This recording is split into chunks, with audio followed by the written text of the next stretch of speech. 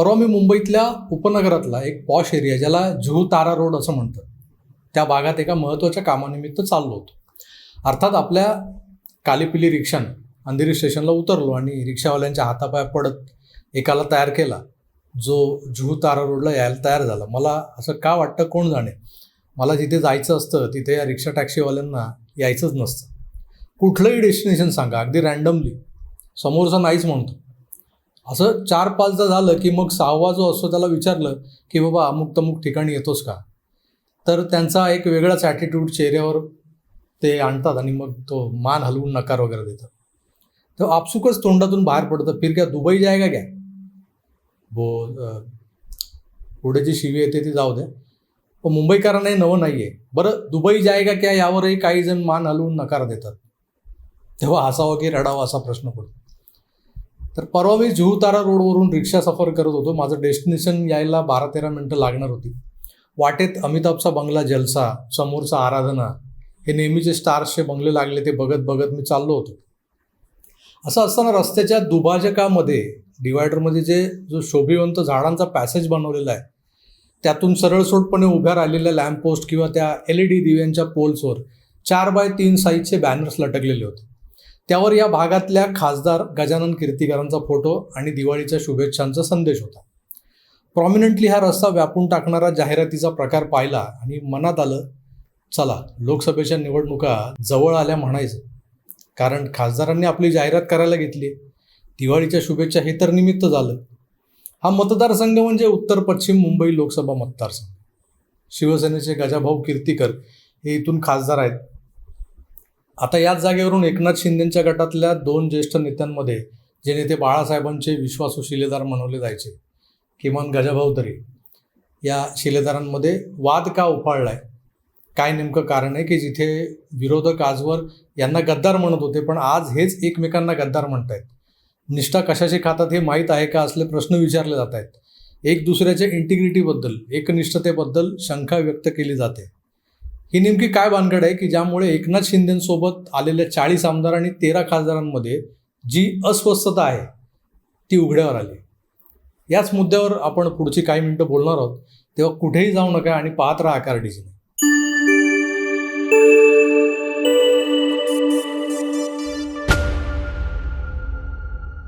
मित्रांनो नमस्कार, मी प्रभाकर सूर्यवंशी आणि तुम्ही पुन्हा एकदा पाहताय आकार डिजिटल. तुमचं पुन्हा एकदा स्वागत. माननीय हिंदुहृदय सम्राट बाळासाहेब ठाकरे यांच्या विचारांपासून भरकटलेली शिवसेना काँग्रेसी दावणीला बांधली गेली आणि त्यानंतर अचानक एकनाथ शिंदेंनी आपल्यासोबत 40-50 आमदार घेत बंड केले. राज्यातलं महाविकास आघाडीचं सरकार पाडलं.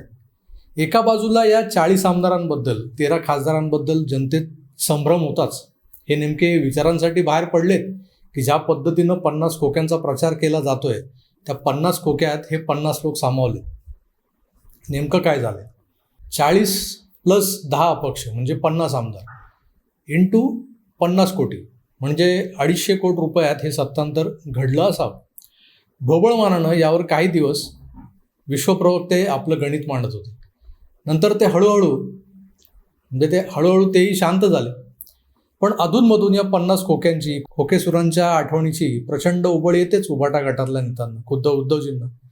पण बहुतांश पांढरपेशा मराठी माणूस जो तत्व, विचार यांना महत्त्व देतो, ज्याला हिंदुत्वाची चाड आहे, अशा एका मोठ्या वर्गात या बंडाचं स्वागतच झालेलं आहे. त्यावर कडी म्हणजे एकनाथ शिंदे हे फडणवीसांनी सत्तांतरासाठी वापरलेलं एक प्यादं नसून हाच या बुद्धिबळाच्या पटावरचा खराखुरा राजा आहे, हे सुद्धा सिद्ध व्हायला लागले. राज्यात अभूतपूर्व विकास कामांचा धडाका लागला. दिवसांचे 15-15 तास काम करणारा, 18-18 तास काम करणारा मुख्यमंत्री महाराष्ट्राला लाभला. याचं लोकांना अप्रूप वाटू लागलं. पण शिंदेंच्या एकट्याच्या करिश्म्याला त्यांच्यासोबतच्या अनेक मंत्र्यांनी, सहकाऱ्यांनी गालबोट लावलंय. कुणी उद्दामपणे विधानं करून जनतेचा रोष ओढून घेतोय, तर कुणाला 1.5 वर्ष उलटूनही आपल्या खात्याचा कारभार नेमका कसा करायचा याचा सूरच गवसलेला नाही, टोटलच लागत नाही. आहेत असे बरेच मंत्री आहेत. त्यात शिंदे सेनेच्या 2 महत्त्वाच्या आणि ज्येष्ठ नेत्यांमध्ये असा आपसातला कलगीतुरा रंगणं हे काही चांगलं लक्षण नाही. एकतर तळागाळातला शिवसैनिक अद्याप नरेटिव्ह सेटिंगच्या चक्रातून बाहेर आलेला नाही. तो मुळूमुळू रडणाऱ्या नेत्याच्या पदराला धरूनच आहे अजून.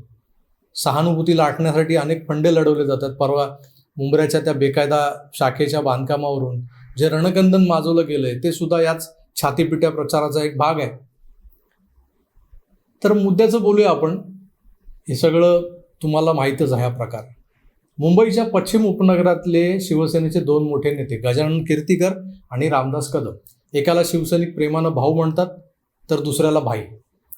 या भाऊ आणि भाईंमध्ये जे वितुष्ट आलंय आणि जो कलगीतुरा रंगला आहे तो मुंबईतल्या उत्तर पश्चिम लोकसभा मतदारसंघातल्या उमेदवारीवर.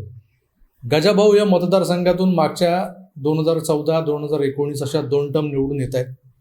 यापूर्वी ते 1990 पासून 2014 पर्यंत मालाड विधानसभेवर आमदार म्हणून निवडून येत होते. 95ला राज्यात सेना भाजपाची सत्ता आली तेव्हा त्यांना राज्यमंत्री बनवलं गेलं. शेवटच्या मंत्रिमंडळ विस्तारात 1998ला ते कॅबिनेट मिनिस्टरही बनले. त्याचप्रमाणे रामदासभाई कदम हेही शिवसेनेच्या सक्रिय राजकारणात आघाडीवर असायचे. 1990 पासून भाईही आमदार आहेत. खेड मतदारसंघातून ते निवडणूक लढवायचे. विरोधी पक्षनेतेपदही त्यांना दिलं गेलं होतं. 2010ला त्यांना विधान परिषदेवर पाठवलं गेलं. 2014ला ते मंत्रीही बनले. रामदासभाई म्हणजे कोकणातला फायर ब्रँड शिवसैनिक. वक्तृत्व नसलं तरी बेधडक बोलण्यामुळे लोकप्रिय होते. नारायण राणेंच्या विरोधात उद्धव ठाकरेंनी भाईंना व्यवस्थित वापरून घेतलं, नंतर गप्प केलं. भाऊंचंही तसंच. भाऊ मुलूक मैदान तोफ वगैरे नव्हते, भाषणबाजी ते कधीच पुढे नसायचे. पण पक्षातलं व्यवस्थापन, विशेषतः निवडणुकांचं व्यवस्थापन, स्थानिक लोकाधिकार समितीच्या माध्यमातून गजाभाऊ शिवसैनिकांच्या मनात घर करून बसले होते. शिंदेंनी बंड केलं तेव्हा भाई तातडीनं त्या बंडात सामील झाले. पण सगळ्यात शेवटी शिंदे गटात आलेला खासदार म्हणजे गजाभाऊ. गंमत म्हणजे जोर हे सगळे अखंड शिवसेनेत होते, जे एकत्रित शिवसेना होती, तोवर यांना उद्धवजी यांचे पाय कापतायत हे माहीत असूनही काहीच करता येत नव्हतं. त्यांच्या स्वतःच्या नातवंडाच्या वयाचा आदित्य, त्याला आदित्य साहेब म्हणावं लागत होतं. बोलून झालेत ते. वयोवृद्ध चंद्रकांत खैरे तर भर व्यासपीठावर आदित्यच्या पाय पडायचे वाकून. हे सर्वसामान्य शिवसैनिकाला खटकत होतं. पण माननीय बाळासाहेबांच्या विचारांचा पगडा या सगळ्यांवर असल्यानं त्यांच्या प्रतिमेकडे बघत सगळं माफ होतं या नौख्यानं. कारण याच वारसदारांकडून सत्तेचं वाटप केलं जात होतं ना. तिकिटी मिळणं किंवा कापली जाणं हे उद्धवजींच्या हाती होतं. नेतेपद मिळणं किंवा लीलाधर डाकेंसारखं, सुधीरभाऊ जोशींसारखं फक्त दसऱ्याला व्यासपीठावर एका खुर्चीत बसण्याचा मानाचा गणपती बनवणं हे सुद्धा पक्षप्रमुखांच्याच हाती होतं. त्यामुळं मुजरा करणं अनिवार्य होतं. रामदासभाईंनी आल्या आल्याच उद्धवजींवर टोपा डागल्या. भास्कर जाधव म्हणतात तसं डोळ्याला झेंडूबाम लावून रडूनही दाखवलं. गजाभाऊ मात्र बराच काळ मागेच रेंगाळले. त्यांनी म्हणे समेटाचे प्रयत्न करून पाहिले होते. उद्धवजींना जाहीर भाषणातून समजावूनही पाहिलं आणि सरतेशेवटी तेही आले शिंदे गटात. मला वाटतं त्यांचं खरं दुखणं वेगळं होतं. ते सिनियर असूनही त्यांना लोकसभेतलं गटनेतेपद दिलं गेलं नव्हतं. मंत्रिपदासाठी तर कधीच विचार झाला नाही. इकडे आल्यावर तरी मला गटनेता बनवाल का? उद्या मोदीजींनी मंत्रिपद दिलं एखादं शिंदे गटाला तर ते मलाच मिळेल का? हा विचारसुद्धा त्यांच्या मनात डोकावत होताच. त्यात मध्यंतरी त्यांच्या प्रकृतीबद्दल अनेक वावड्याही उठवल्या जात होत्या. आता ही झाली एक बाजू. दुसरीकडे उभाटा गटानं गजाभाऊंच्या मुलाला अमोल कीर्तीकर याला थेट आपल्या गटाचा लोकसभेचा उमेदवार म्हणूनच जाहीर करून टाकले. म्हणजे उद्या लढत झाली तर गजाभाऊ विरुद्ध अमोल भैया अशी होणार, असं वातावरण उत्तर पश्चिम लोकसभेत पसरवलं गेलं होतं. पण गजाभाऊ पितृसुलभ मनोवृत्तीनं मागच्या कित्येक वर्षांपासून अमोलचं राजकीय करिअर सेट करण्यासाठी धडपडत आहेत. अमोल कीर्तीकर हे बंड झाल्यानंतर उद्धव बाळासाहेब ठाकरे यांच्या गटातच राहिला, म्हणजे उभाटामध्ये राहिला. त्याला तिथे लगेच बढती मिळाली, नेतेपदी वगैरे. आधी युवा सेनेचा तो कोर कमिटी सदस्य वगैरे होता. आणि हे सगळं झाल्यानंतर ज्या वेळेला गजाभाऊंनी ठरवलं की मी एकनाथ शिंदेंसोबत जाणार, तातडीनं उभाटा गटानं उद्धवजींनं अमोल कीर्तीकरला या उत्तर पश्चिम लोकसभा मतदारसंघाचा उमेदवार म्हणून जाहीर करून टाकले. म्हणजे एकाच घरात या गटातला एक आणि या गटातला एक असे 2 आजी, भावी, मावी, माजी असे खासदार त्या एका जागेसाठी लढणार आहेत. म्हणजे घरात कोंबड्यांची झुंज लावून देण्यासाठी हा एक डाव खेळला गेला. पण गजाभाऊ सुस्वभावी आहेत, अमोलही सुस्वभावी आहेत. त्यांचेच गुण त्यांच्यात उतरलेले आहेत भाऊंचे. त्यामुळे त्यांच्यात काहीतरी वितुष्ट होईल, त्यांचे बाप बेट्यांचे संबंध बिघडतील असं काही झालं नाही. उलट ते एकाच ठिकाणी बसतात, आजही एकाच कार्यालयात बसतात. आता जर या सगळ्या गोष्टींच्या पलीकडे विचार करायचा असेल, अमोल कीर्तीकर, सुस्वभावी आणि मनमिळावू अमोल कीर्तीकर हा एक चांगला राजकारणी आहे का, हे जाणून घेण्याचा प्रयत्न मी 2 वर्षांपूर्वी म्हणजे कोविडच्या आधीच्या दिवाळीत केला होता. तो प्रयत्न मी नवशक्तीत पुरवणी संपादक होतो, पण माझा स्वतःचा आकार वार्षिक अंक दर दिवाळीला प्रसिद्ध व्हायचा. त्या अंकात मी राजकारणातली तरुणाई या विषयावर अनेक स्टार किड्स, स्टार पुत्र असतात, त्यांच्या मुलाखती घेतल्या होत्या. त्यांच्यातले राजकीय नेतृत्व गुण जाणून घेतले. पण अमोलची मुलाखत घ्यायला मी कॅमेरा बॅग, ट्रायपॉड असं सगळं जडजंबाळ सांभाळत भल्या सकाळी विरार ट्रेनने गर्दीतून गोरेगाव गाठलं. मुलाखतीची वेळ काय 12च्या आसपास ठरली होती. अपॉइंटमेंट होती रितसर, पण अमोल भैया 12 वाजले तरी उठले नव्हते असं समजलं आणि मला 1 वाजता दुसरी मुलाखत घ्यायला जायचं असल्यानं मी तिकडे 1-2 तास बसून शेवटी निघालो. 1:30च्या आसपास मला अमोल कीर्तीकरांचा फोन आला होता, पण मी त्या दुसऱ्या शूटमध्ये असल्यानं मला तो घेता आला नाही. आणि अमोल कीर्तीकर हा बाप से बेटा सवाई आहे की वडाच्या सावलीत वाढलेलं दुर्व्याचं रोपटं आहे, हे काही मला समजून घेता आलं नाही. मी गजाभाऊंसोबत वावरलोय, कामही केलंय, त्यांचा स्वभाव मला ज्ञात आहे, त्यांचं राजकीय बुद्धिचातुर्यही मला माहीत आहे. पण त्यांनाही पुत्रमोहानं जखडलेलं आहे एवढं निश्चित. कारण आज गजानन कीर्तीकर हे पुन्हा सक्रिय होऊन लोकसभा लढवायला निघालेत, तर तिकडे उबाटाच्या अमोल कीर्तीकरांसमोर आव्हान म्हणून रामदासभाई कदम आपल्या धाकट्या पोराला सिद्धेश कदमला लॉन्च करू पाहत आहे. गजाभाऊंनी आपल्या मतदारसंघात लावलेली बॅनर्स, दिवाळीच्या शुभेच्छांची बॅनर्स सांगू पाहत आहेत की मीच लढणार आहे इथून. आता कालपासून TV चॅनल्सवर आणि वर्तमानपत्रांमध्ये ज्या बातम्या छापून येत आहेत त्यावरून भाई आणि भाऊंमधला वाद तुमच्या लक्षात आलेला असेलच. त्यांनी एकमेकांवर केलेले गद्दारीचे आरोपही तुम्ही ऐकलेले असतील. या दोघांनाही शिवसेना नावाच्या पक्षाच्या हिताचं नाही, तर आपापल्या पोरांचं भलं कसं होईल यातच जास्त इंटरेस्ट आहे. कांदिवलीत बसलेल्या रामदास कदमांना सिद्धेशला लॉन्च करायचं आहे. त्यांचा मोठा मुलगा योगेश दापोलीचा आमदार आहेच, आता धाकट्यालाही मार्गी लावलं पाहिजे ना. इकडे गोरेगावात बसलेल्या गजाभाऊंना सतत अपयशी ठरलेल्या अमोलची नैया पार लावायचे. माणूस म्हणून 1 नंबर, पण राजकीय विचार काय, अमोल कीर्तीकरांबद्दल बोलतोय. राजकीय विचार काय, कुवत काय, वक्तृत्व आहे का, नेतृत्व गुण कशाला म्हणतात, प्रशासकीय कामकाज कशाशी खातात हे माहीत आहे का, की निव्वळ वडिलांच्या पुण्याईवर राजकारणात उतरायचं. याउलट माजी महापौर सुनील प्रभूंच्या मुलाचं अंकितचं युवा सेनेतलं काम डोळ्यात भरतं. गोरेगावातली गोष्ट आहे. बापाकडून बाळकडू परफेक्ट घेतलंय त्यानं, पण त्याला अद्याप निवडणुकीच्या राजकारणात उतरायला अवकाश आहे. अमोल कीर्तीकर आणि गजानन कीर्तीकर हे आज अनुक्रमे ठाकरे आणि शिंदे गटात आहेत, पण राहतात एकाच घरात.